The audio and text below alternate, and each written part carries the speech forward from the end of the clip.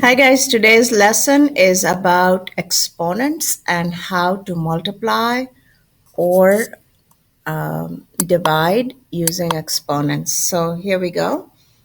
First of all, you need to understand what exponents are all about. And the number 3 here is known as the base, and the number on the top is the exponent. Now notice that when we say 5 squared times 5 cubed, what we really mean is 5 times 5 times 3 of those 5s more. So that's really 5 to the 5th power. And similarly, if you have negative 7 to the 3rd times negative 7 to the 4th, it becomes negative 7 to the 7th power. The next three things are very important. When it says 2 squared, it means 2 times 2, which is 4. When it says negative 2 squared, the square belongs to the negative as well. So that's negative 2 times negative 2, which is positive 4. But when it says negative 2 squared, in the third one, the square does not belong to the negative sign. It belongs only to the 2. So it's the negative of 2 times 2, which is negative 4. So you need to remember this because this is where you will make most of your mistakes. So here we go with the first rule. And if you have anything to the power of 0, the result is 1. So if you have negative 2 to the 0, it's 1. If it's negative 2 to the 0, it's negative 1. And if it's 0 to the 0, we say that is undefined. The negative exponent rule says if you have a negative in the numerator, when you put the number in the denominator, the exponent becomes positive.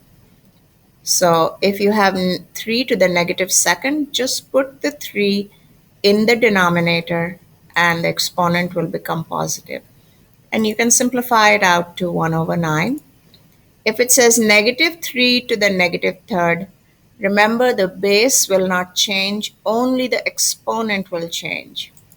So the base is still negative 3, but the exponent is now positive 3, which means it's 1 over negative 27, which simplifies to the fraction becoming negative 1 over 27. Similarly, if you have a negative exponent in the denominator, if you put it in the numerator, it will become positive. So 2 over 5 to the negative power simply means put the 5 up, put the 2 in the bottom, and your exponent becomes positive. So here are some questions from your textbook. You may want to try those. Pause the video if you wish. So the first answer is, so negative 5 to the 0 is just 1.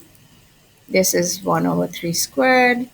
This is 1 over 6. And here, remember, the base does not change. Only the exponent changes.